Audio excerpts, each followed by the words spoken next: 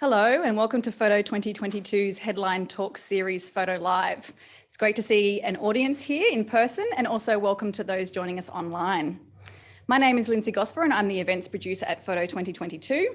I'd like to begin by acknowledging the traditional custodians of the lands where we're meeting today, the Wurundjeri people and the Boon Wurrung people of the Kulin Nation. I'd like to pay my respects to elders past, present and emerging and acknowledge this always was and always will be Aboriginal land.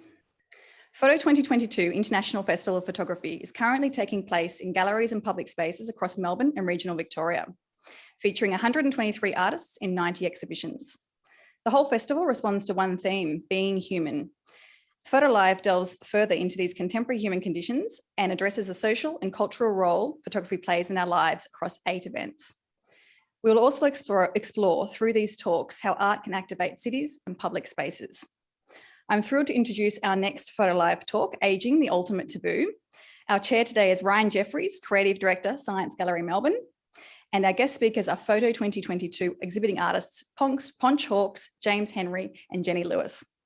I'd like to thank our Photo Live partners, ACME, Metro Tunnel Creative Program, and the Monash Gallery of Art, as well as our education partners, RMIT, Monash University, and Photography Studies College. For those who are joining online, there is a Q&A function at the bottom of your screen. If you'd like to ask any questions throughout, we will have time for answering questions at the end of the talk. And for those in the audience, we'll have a roaming mic at the end of the talk as well, available for questions. We hope you enjoy the event and you can join us for the following Photo Live talks. I'll now hand it over to Ryan. Thank you. Thank you, Lindsay, and good evening, everyone, and welcome. And what a pleasure it is to join with our audience here and everyone online this evening. As Lindsay said, I'm Ryan Jefferies and I'm a Director of Science Gallery at the University of Melbourne. And I too would like to begin by acknowledging that we're on the unceded lands of the Wurundjeri and Boon Wurrung people of the Kulin Nations and pay my respects to elders past and present. I'd also like to acknowledge all First Nations people with us this evening, so welcome. So thank you all for joining us for this special Photo 2022 live event as we delve boldly into the cultural taboo of getting old. Living in a society that places so much importance on youth, aging continues to be the ultimate taboo. Increasingly, we are living longer lives and more healthy lives, but equally, we're seeing the rise of plastic surgery, cosmetic treatments to jab, nip and tuck and lessen the visual signs of aging. We're also seeing the rise of photoshopped images, social media filters airbrushing away the wrinkles and presenting unrealistic youthful ideals. There is often this invisibility of older people. So why don't we see a greater representation and indeed celebration of middle-aged and elderly members of our society? Just why are we afraid of aging? And why can't 61 be the new 21? So for this evening's event, we're joined by 3 incredibly inspiring photographers, Ponch Hawks and James Henry here in person with us, and Jenny Lewis online with us in London. Please do welcome our special guest photographers and please give them a round of applause here in the studio. So in our discussion tonight, we're looking at the ways each of these photographers are normalising aging and visualising the changing body with pride and positivity and promoting the cultural importance of elders in our lives. So first, let's get to know our photographers and learn a little bit about the projects that they've been involved in that are featured in Photo 2022. So to kick off, I'd like to introduce James Henry. James Henry has been working as a photographer since the start of 2010, starting out by working alongside his job as an events organiser and musician. He made the transition across to shooting events quite easily and had a lot of clients keen to work with him in this new field. Being part of the Aboriginal community in Melbourne, James has been widely used with regular high-profile clients and small businesses. This is due to his reputation for quality, punctuality, and also for his cultural sensitivity and familiarity with community. Having worked across the country in Aboriginal, urban, rural and remote communities, this understanding and respect for culture extends far beyond his home of Melbourne. Welcome, James. James, your involvement in 2022 is a project called Coolin Generations, and I would welcome you to give an overview of this important project. Thank you, James. Yeah, so I was commissioned by the festival to take a series of portraits. So there are five nations of the Kulin nations. There's the Wurundjeri, Bunwarang, Dja Dja Wurrung, Tanarang, and Wadawurrung, and it's all more or less a 200-kilometre radius around Port Phillip. You get all of these.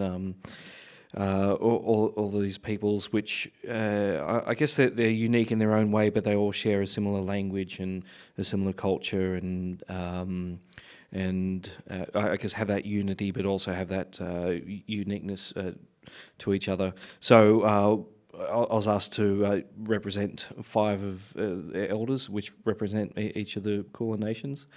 And with that, I was kind of thinking of what to do and how to fit in with the theme of being human. And I thought, it would be nice to see these elders in a place where we're not used to seeing them, and that would be their homes. Like we're so familiar, with them, with the possum skin cloak at a welcome to country or at a smoking ceremony, and or launching their art exhibition.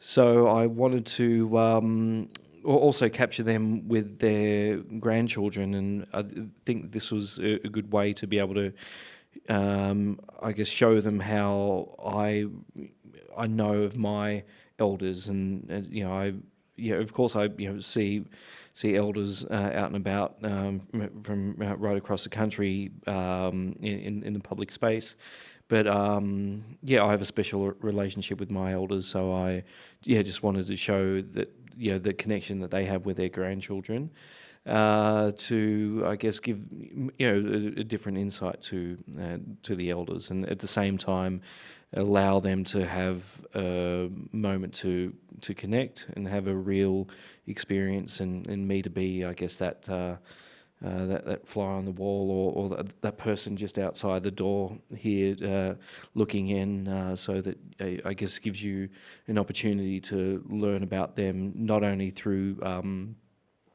their physicality or their face, through their eyes, but through how they choose to live and what they choose to put up on their walls, and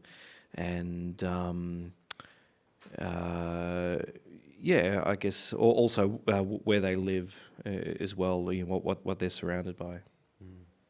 And there's an incredible intimacy to the portraits because of that. You feel really honoured to be able to see what's going on between the generations in these photos, and we can see some of James's work up on the screen now. Thank you, James. I'm going to jump now just to Ponch and introduce Ponch Hawkes. Ponch Hawkes is a senior, critically acclaimed Australian artist, now in her 70s. Ponch's career has been driven by the need to make an impact and drive change, politically, emotionally, and artistically. The 500-strong project, which features in photo, brings together all of these elements, creating an exhibition that changes the lives of the courageous participants. Educating younger women about body shaming and the joys of ageing sends ripples of change throughout the community. This project is a culmination of 45 years of artistic exploration that others have mostly not been interested: older women's bodies and health. welcome, Ponch, and would love to hear more about this project. Are you happy to share a bit about 500 Strong? Sure. I was thinking about it, I'm walking down the street and an older woman walks towards me smiling, and I'm going, who is it? Oh God, who is it? Because, of course, in my career, I've met and photographed a lot of people. And as they come towards me, I just can't help thinking, if they take their clothes off, I'd know exactly who they were. Now, this project originally came from an idea from Professor Martha Hickey, and she's the Professor of Obstetrics and Gynecology at the University of Melbourne, and she runs an early menopause clinic, and she found that women who suffered or endured or had, most unfortunately, had early menopause found that they thought that their lives were over, that all that stretched ahead of them was a barren emptiness.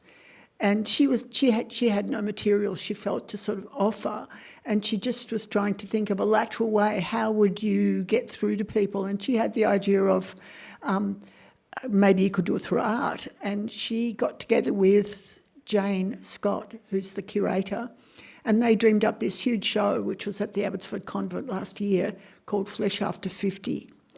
And I was one of 22 artists who were commissioned for that project, and the work 500 Strong, which is continuing on, but that's the work that was commissioned by them for that project. And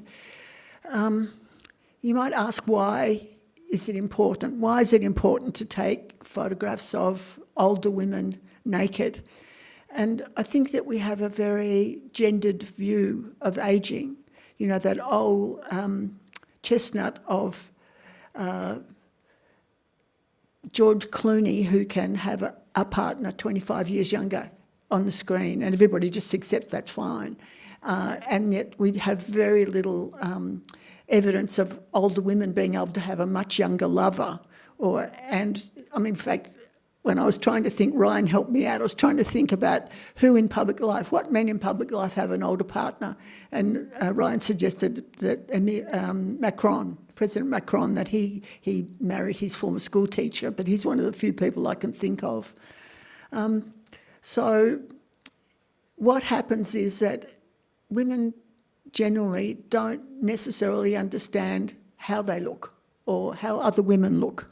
I think that our idea of what the ideal is sort of stuck. We think it's somewhere around someone who's pubescent or a young woman, and so people are constantly striving to be that young, youthful figure.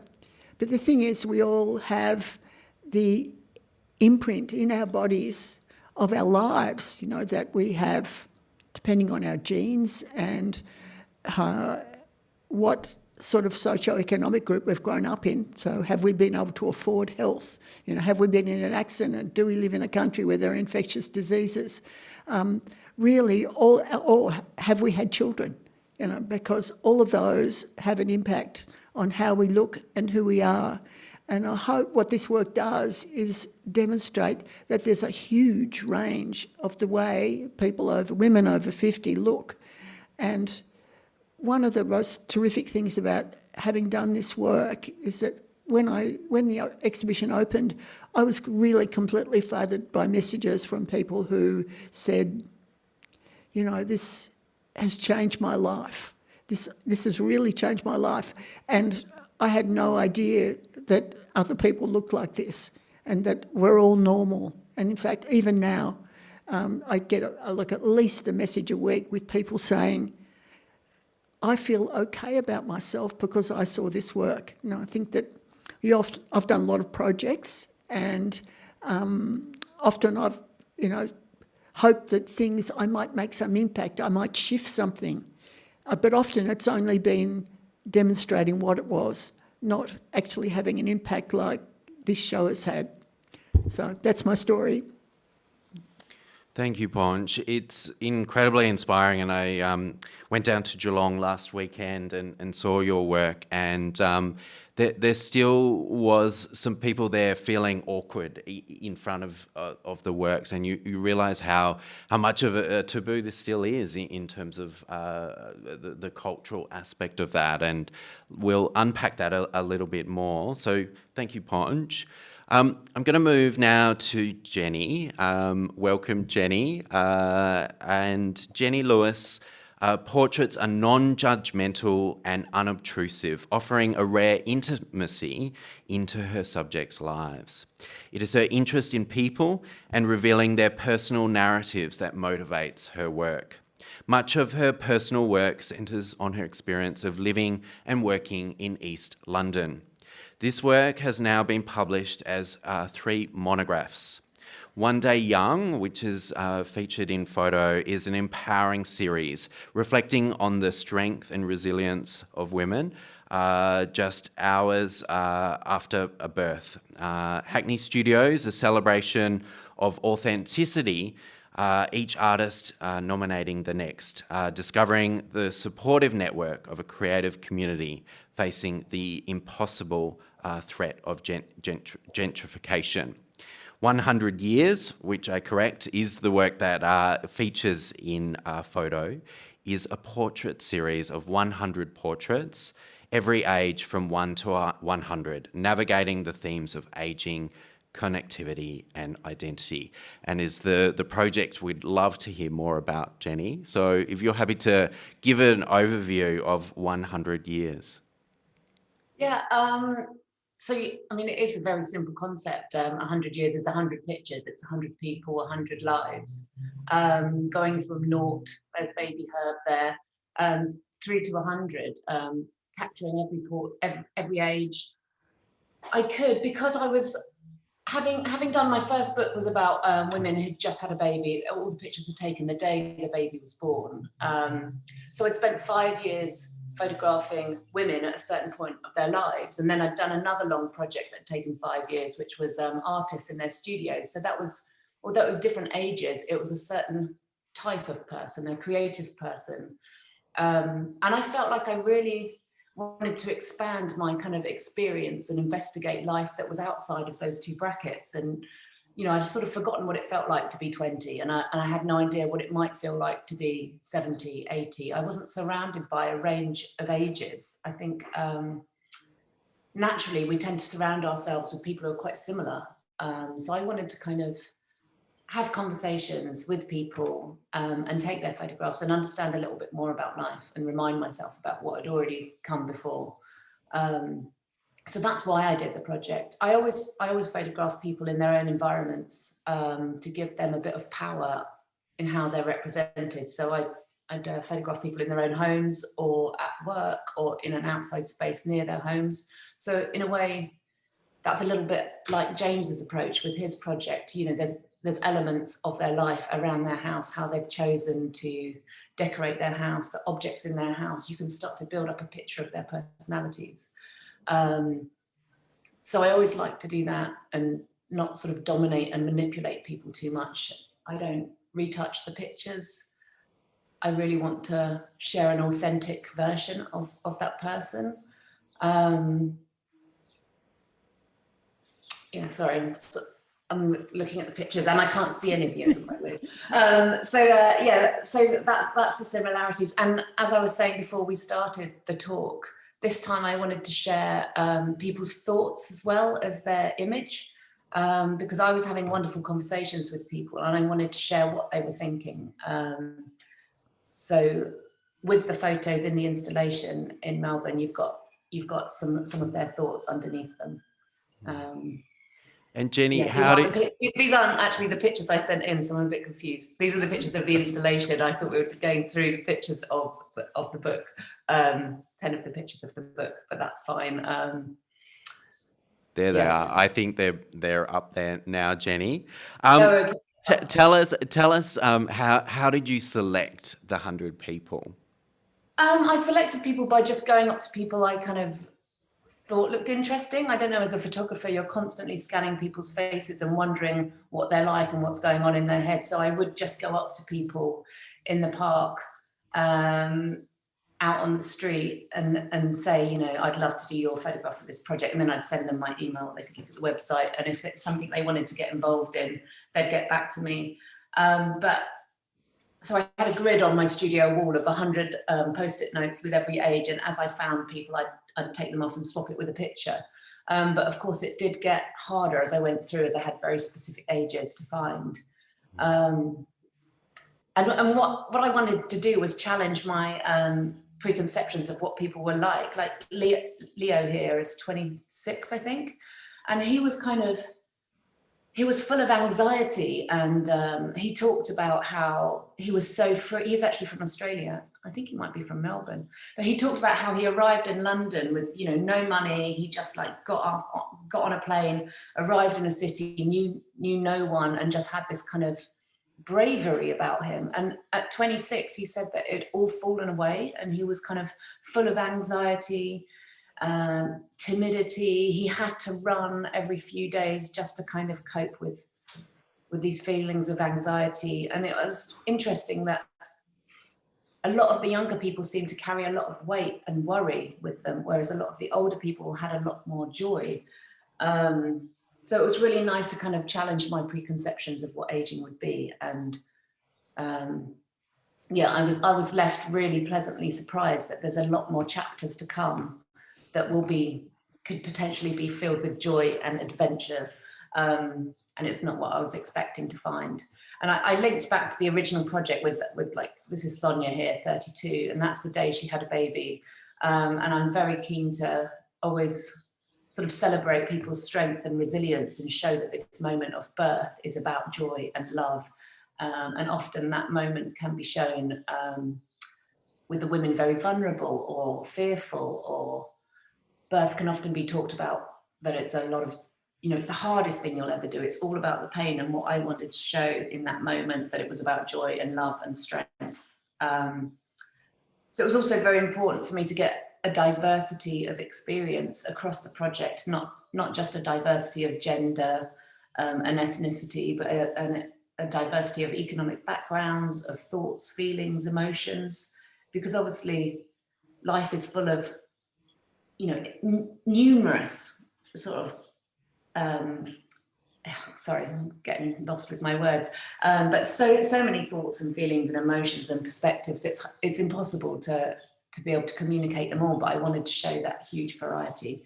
And then it's not going to come in a linear way, that joy's at the beginning and loneliness is at the end, to simplify. It's like at any stage anything could happen. So I think that there's a woman in the project at 36, she's got terminal cancer, and it's quite a jolt as you walk along the installation. But I thought it was important to sort of remind people that you don't just get given this long life and then you die at the end. You know, anything can happen at any point. So yeah, there's waves of happiness and trauma.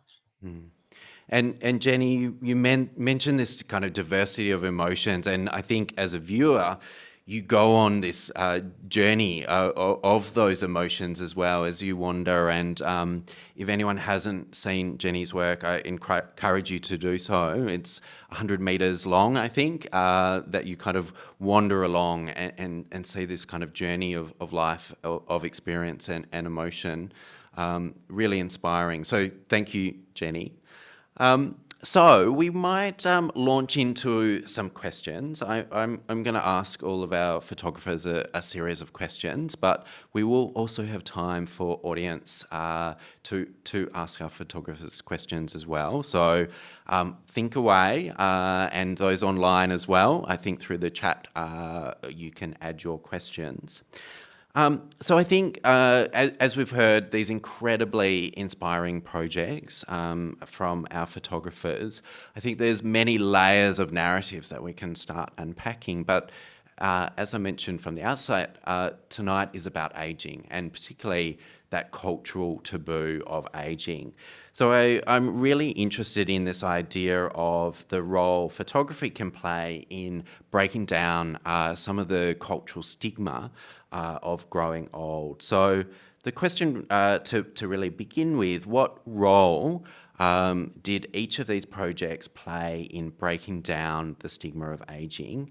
And then in particular, do these photographs elicit positive social change? Do you think it is really having an impact in terms of a social change around the stigma? And I might begin with you, James, if that's okay. Yeah. Well, I guess my perspective was, I guess, from a racial point of view, like having the elders there. I guess they were all within a similar age, so I wasn't necessarily showing, too much diversity, within their age, but I guess showing the diversity within their, I guess within their culture in a way, their the way that they're all, after so many years, living as Aboriginal people, have gone on different trajectories. I guess if there was something that I was wanting to do is just be really really careful with how I treaded with the elders. And this is something that I probably wanted to explore a little bit with the photography. There's this sense that I guess Aboriginal elders are given a certain reverence, and I guess you might be familiar with some Aboriginal elders that you might work alongside or encounter in places, or even just at welcomes.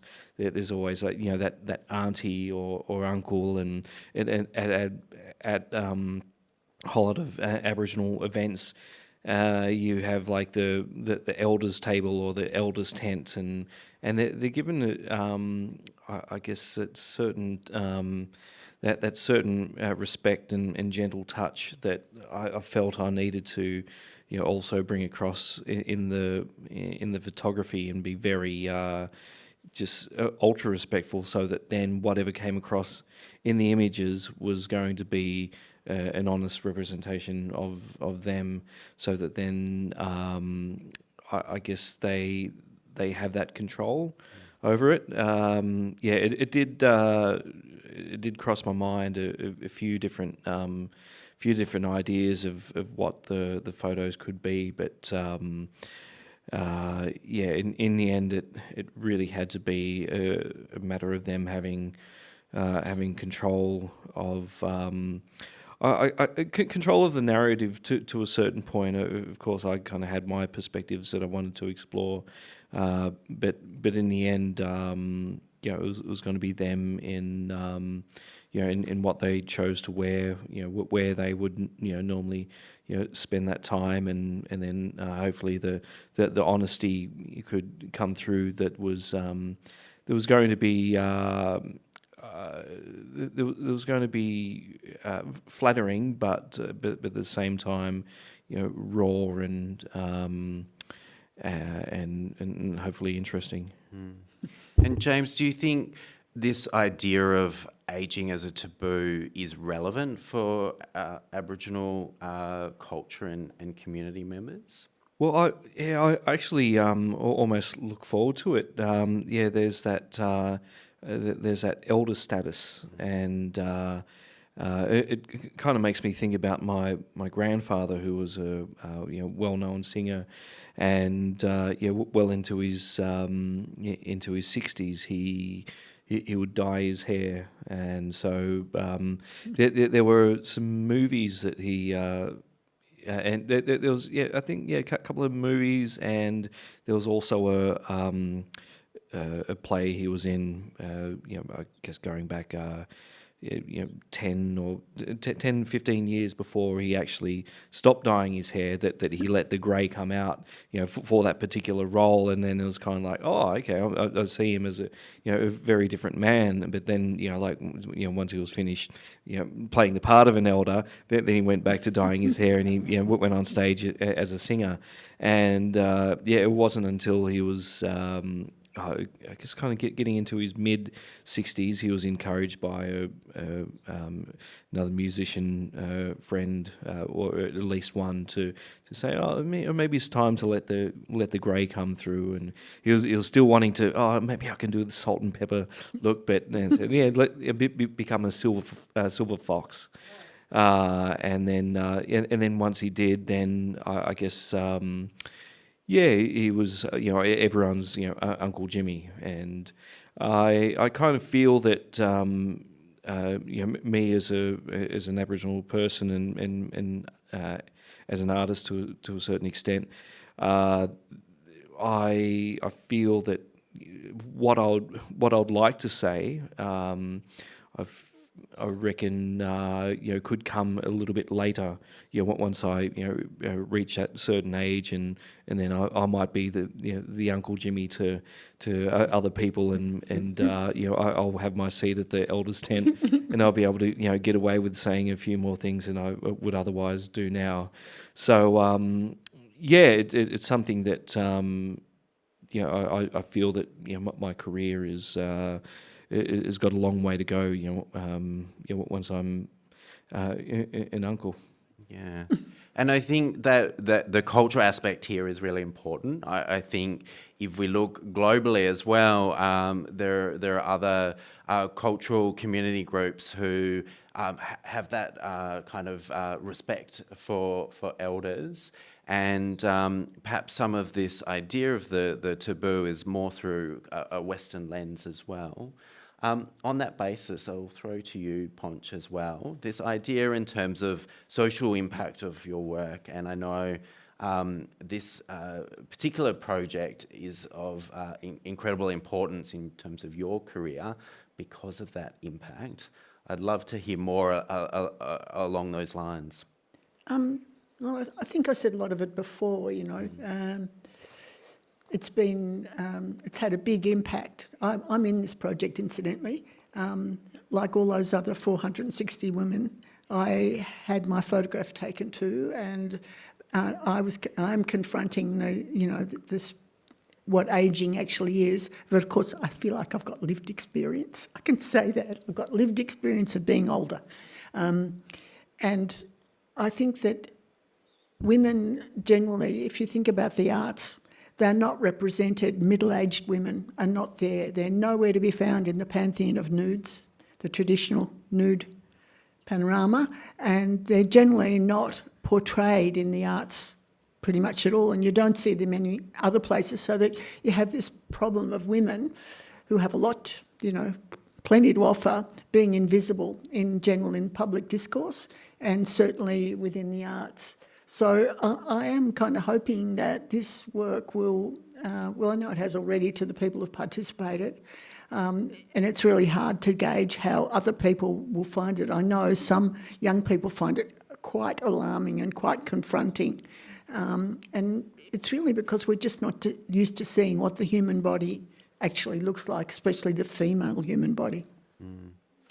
And I was reading recently the kind of rise of trends of people embracing nude beaches, going to thermal spas, and there's many cultures around the world that has that really ingrained culturally. So think Japan, Scandinavia, and I think that those elements of culture allows for that normalisation.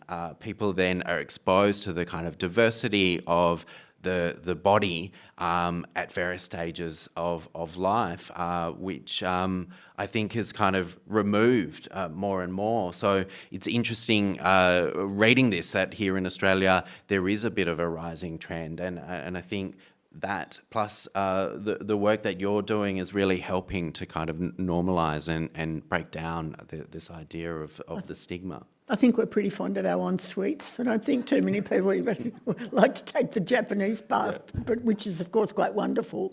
But yeah. We've still got a long way to go. Jenny, I'm going to throw to you with this idea around the social impact that your work is having. Do you think that it is having an impact in breaking down some of these ideas of stigma and taboo, and particularly around the idea of ageing and getting older? Yeah, I mean, I think by doing these 100 portraits, and what I'm doing is giving everyone of every age equal weight. Like, everyone is interesting. It's not just this small chunk of your life where you've got something to say and you should be visible. Everyone's got one page, every picture's the same size, everyone's got equal importance. And that's what I want people to do is that, you're doing photography because you want to create these pictures and share them, but like Ponch is trying to do, you're trying to have a social impact. You want to get your message across, and you want to change or at least provoke the way people think. So I want people to look at these older people, and they're not invisible, and they're really interesting, and they're aspirational, in fact. And not everyone is just, you don't just get older and get wise and have pearls of wisdom. You might be absolutely hilarious. I left some of these photo sessions just so full of joy, and I hadn't stopped giggling for an hour.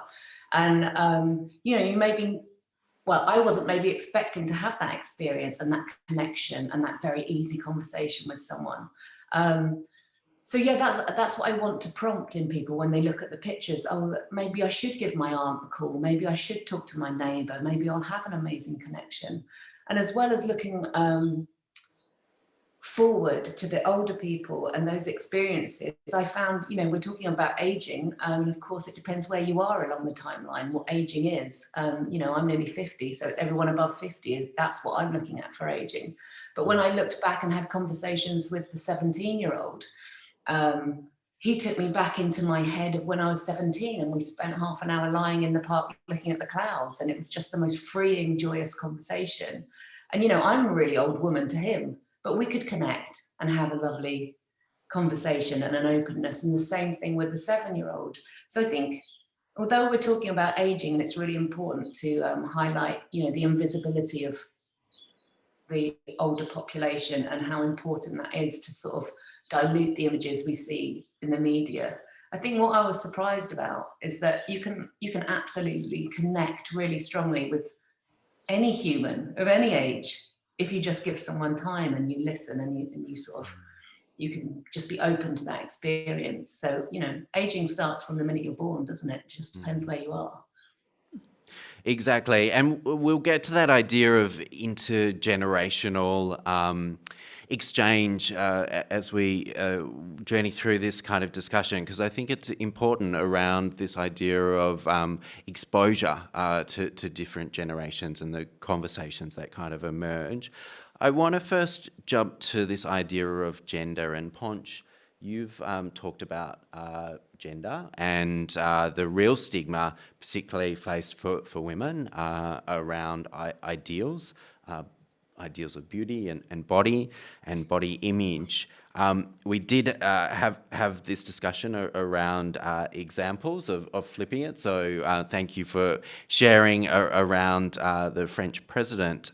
Madonna is perhaps the other example here, flipping the norm.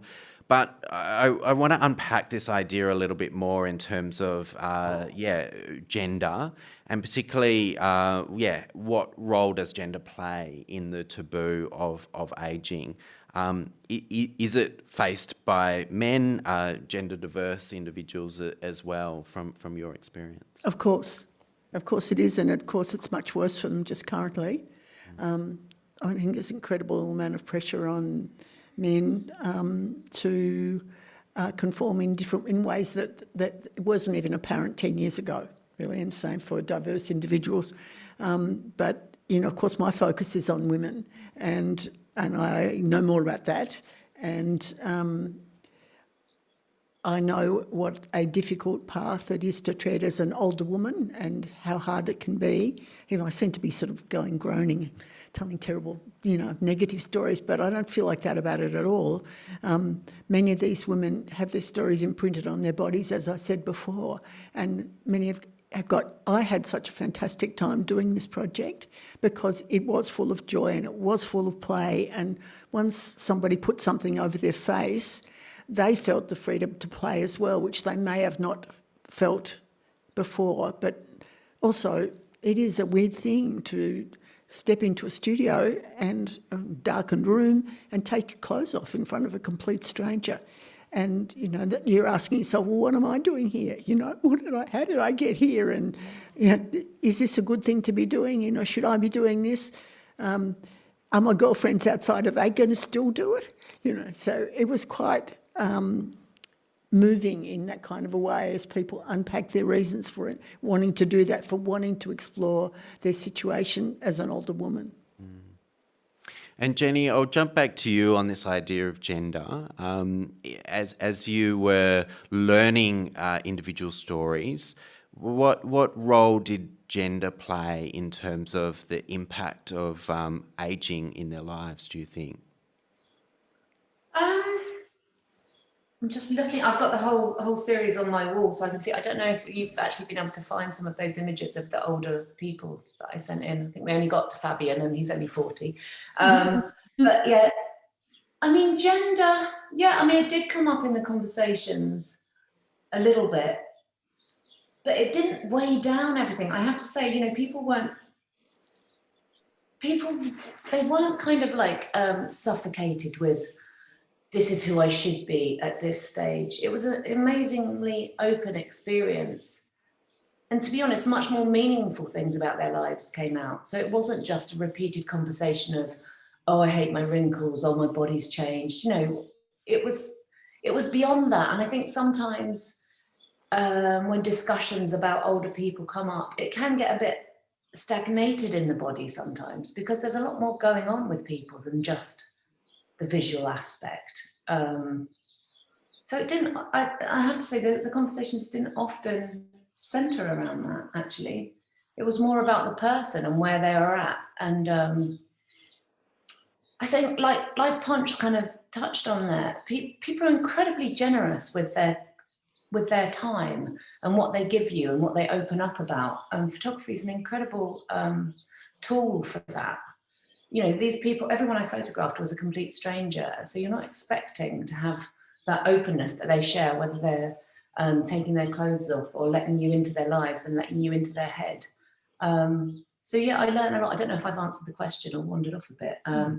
But no, I found the men and the women equally open to talk, which I wasn't expecting. I thought the men might be more closed. I thought the women might find it easier to connect with me. But actually, the men were equally open to conversation, even the much older men in their late 80s. Yeah, we don't seem to have any of the older pictures, Ryan. They're all young, yes, exactly. Oh, here we go. There's Leslie. There we go. So go back one. Get it. I don't know if you can click back one, the lady with the dog. I think they're just all on auto cycle. Oh, okay. Well, quickly. That lady there, Leslie, she was in her late 50s. And she was talking about Tinder being a buffet of young flesh. And it was like this fantastic open conversation about sex and men and physicality and, what maybe was expected of her approaching her 60s. But she was just like, I want to be more disappointing. I want to follow my own path. And she had such a freedom in her head. And her approach to life, it was so inspiring, and we had such a giggle. It was hilarious. And if you move on a couple, have we got anyone older there? Just so that the audience knows who I'm talking about. There we go. There's a Noop, he's in his 60s, and he was talking about, he had an arranged marriage when he was about 17, and he's still with his wife, and the love he was talking about of his family and of his wife, and they were business partners and life partners. And he just talked very openly about love. And that's not what I was expecting from a very successful businessman, particularly an Asian businessman who I might have thought that culturally he would be more close to talking to a young white woman. But no, he was just talking about love and joy and enjoying life, and it was fantastic. Another one, Jenny there in her 70s, she lives in a house share with two 30-year-old boys, sons of a friend of hers. So she's like living like a student. You know, when she showed me around the house in the bathroom, there's so many different shampoos. I was thinking the last time I've seen a bathroom like that was when I was a student in university. And she's in her 70s and she chooses to live like that because she enjoys having spontaneous company and conversations and always someone different at the dinner table. And I just loved that freedom in her to, like, why should she conform and live in a certain way because that's what's expected? She said, I can't imagine anything more horrific than living on my own and just shutting the front door and just being with myself. She said, you know, why would I want to do that? And she also said they were great at helping her with sorting her phone out and having someone technical. Which and then she's I in love. her late, sorry. I was just going to say, I love this idea of the role of the photographer, though, in terms of honesty and intimacy, because I think that has been perhaps your experience in terms of spending the time with those individuals to learn their stories and them then being relaxed and open to you to capture them in quite a kind of honest way. So I guess I'm interested in, for all of you, your roles in building trust with the subject, and whether that's to share their naked selves, their life stories, their family relationships. What was your experience in that? Do you think you as the photographer had to build that trust before being able to take these photographs? Jenny? Yeah, I think that's a huge part of photography to me, taking portraits. If I can't get to the authentic, honest point where someone is really being themselves and those masks have come down, then it's an unsuccessful portrait. I haven't conveyed anything.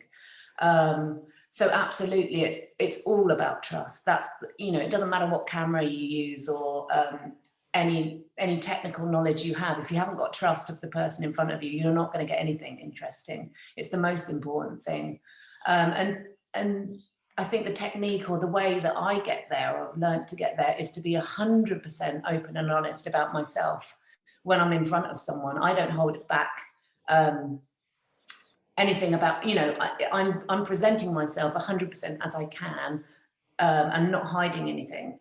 So we're having a very honest conversation, and then the person in front of you reflects back the same honesty and openness, usually, because you're giving them a safe space and you're showing that, you know, you will protect them, you are caring, you have got empathy, you're just trying to celebrate them and find a way to share them with the wider world. You know, you want them to be visible, you want to share their story, and you're responsible for protecting them. So it's a very two-way thing. It's a very collaborative process. And that's, you know, that's what you're already, you know, they've allowed you into their safe space, into their house, into their homes. You know, it's a very intimate process.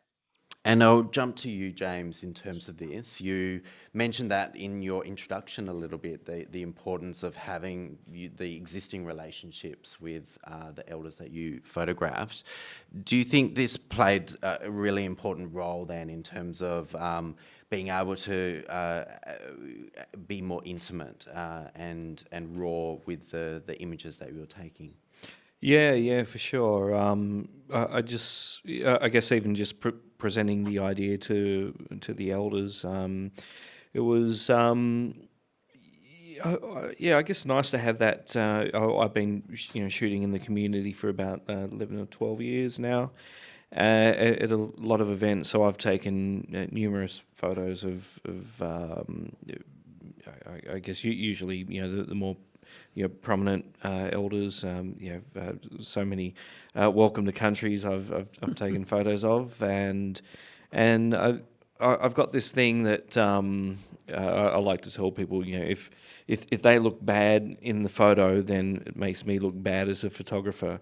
So I guess having that, you know, in the back of my mind when I'm taking photos and handing over images, I guess, you know, like has them see themselves in hopefully a positive light when there's, you know, seeing the work from whatever event I've been taking photos at. So that really helped. I found as well what helped too was being able to take photos of them with family. I think that that was quite nice to, yeah, for them to, you know, be in it together and have that that person to bounce off and to also open up as well more than I feel that they would be able to with just me on my own. And probably the last thing that helped with the images was to have that moment initially where I got to sit down with them and have a cup of tea. I turned the recorder on and had a conversation. I kind of centered it around, you know, a couple of questions to guide the conversation a bit. But I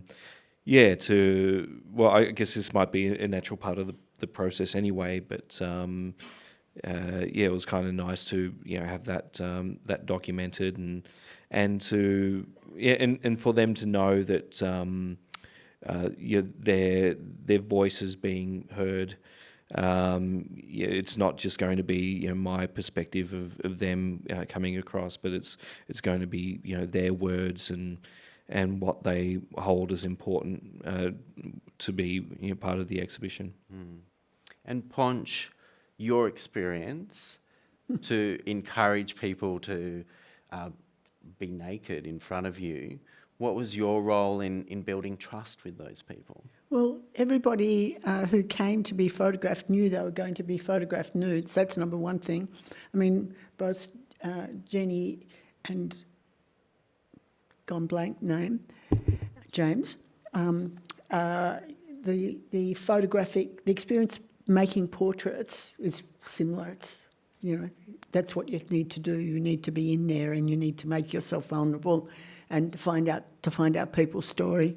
This was slightly different in a sense that my colleagues, Jane Scott, the curator, and Jodie, who assisted me, they were out there in the foyer and each of the women filled out a questionnaire first. So they were engaged in the sort of process of what their feelings were about what they were about to do and how they saw themselves in the world. So that was not a part of it that I was engaged in. I was engaged in the immediacy of having a fairly short amount of time with each person and making them feel comfortable and making them feel like taking their robe off was the most natural thing that you could possibly do, and investigating. I usually asked everybody what they did for a living because sometimes people thought that they wouldn't put have a face covering, and I discovered that they might be a teacher or something, and I'd say, well, what's it going to be like if the boys in grade 6 have got a hold of this picture of you? So I'd encourage people to put something over their face if they're still really implausible. But all of the older women, almost all of them, just went, oh, bugger it. What does it matter? You know, it doesn't matter how I look, you know, and just went ahead and just played. Yeah, no, brilliant. We've got time now for audience questions, so would welcome any questions here in the audience and also online. We've got one down the front here.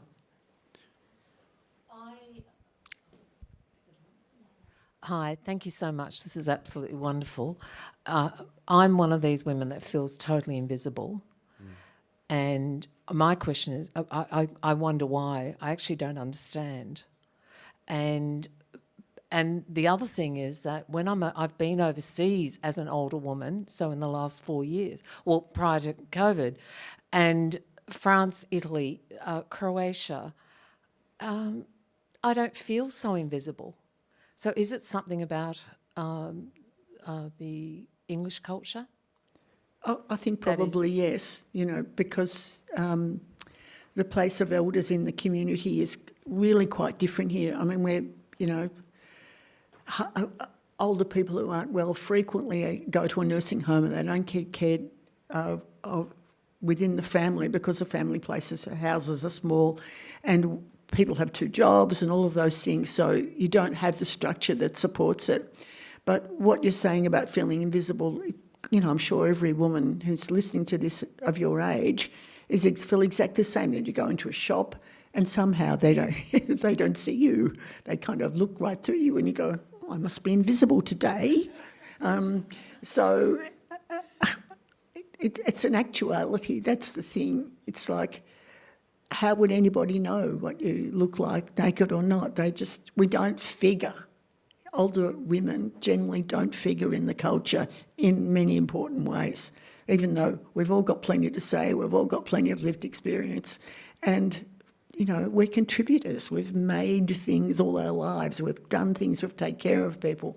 We're really important. Just I don't know why people don't know about this. Any other questions? Yes.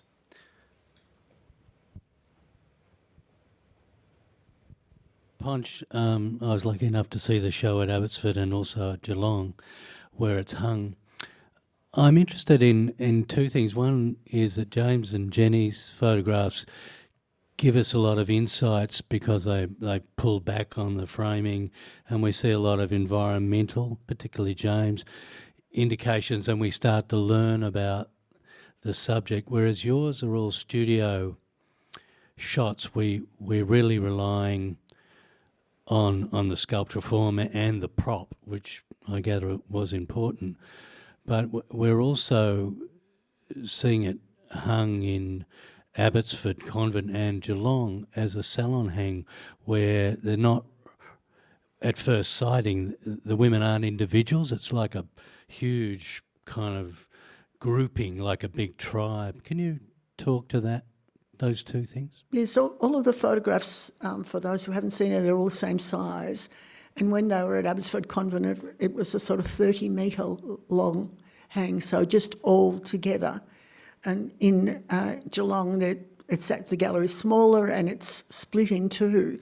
But I really wanted I wanted them all to be a group. I wanted them to be a collective of women, if you like. I wanted them all to have something in common. And so I took away all the things that mostly identified them.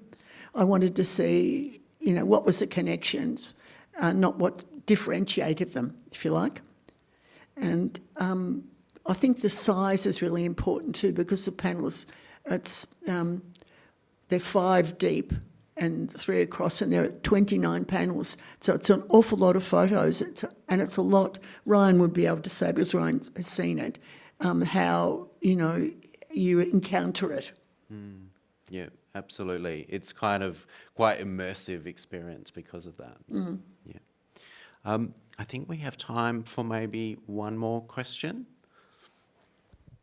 Hi, I've just got a question from our Zoom Q&A, and also a comment from Sue. She says, we have an Australian example of a male celebrity with an older woman, Hugh Jackman, and his wife, Deborah. Yeah. Yes, that's true. Somebody else brought that up this It's a fun afternoon. fact from our Zoom crowd. So Maureen asked, how do you think your work can address aging when we are constantly saturated by images of youth? I guess just an open question to any of the artists. Who would like to answer that one? I'll jump in. Jenny? Yes, go. I think maybe that's what we're all trying to do by including older people in our projects. We're trying to dilute the imagery that's in the media and in the art world and out there, because we're adding to the imagery by going, well, hang on a minute, why don't you look at these people? These people are interesting too. So I think by including faces and voices that aren't usually seen in these spaces, we are trying to address being overwhelmed with images of youth. We're trying to kind of offer an alternative voice and an alternative image for people to look at. So the more projects that cover older people and look at aging in a positive way, that is addressing this kind of oversaturation of youth culture. And I think that's the perfect note to end this evening's discussion on. Thank you, Jenny, James, Ponch. An absolute pleasure to chat. And thank you for your inspiring projects as part of Photo. And I do encourage everyone to go and see these works if you haven't already. Please give a round of applause to our amazing photographers. Thank you, Ryan, James, Ponch and Jenny, and thank you to our audience. Please join us next Tuesday the 17th for our next Photo Live talks, which is Belonging, Human Connection and Care, and the Body, Personal, Political and Performative. Thank you.